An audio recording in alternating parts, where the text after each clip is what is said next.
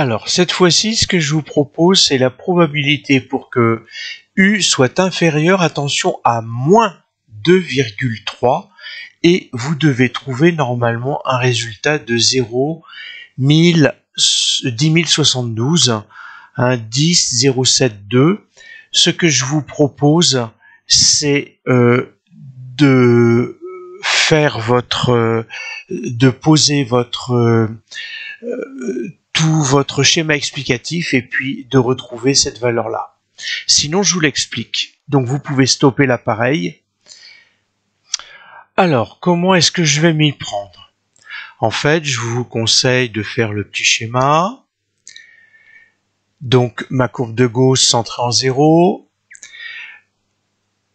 La valeur souhaitée, la zone d'air correspondante, c'est ma borne supérieure, c'est ma borne inférieure, et donc finalement,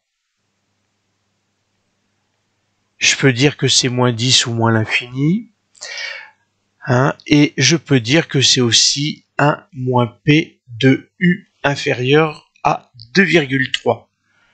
En fait, si je prends la valeur sur la table de la loi normale, j'obtiens ça, et par différence, normalement, vous devriez retrouver ce résultat-là.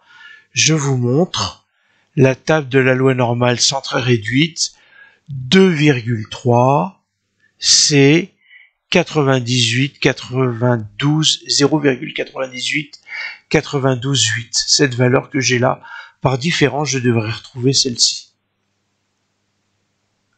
Si je dois calculer la probabilité pour que U soit supérieur à moins 0,25, vous devez trouver ce résultat-là. Mon schéma, c'est donc ma courbe de Gauss centrée en 0, moins 0,25 est là, et je veux toute cette partie de courbe-là.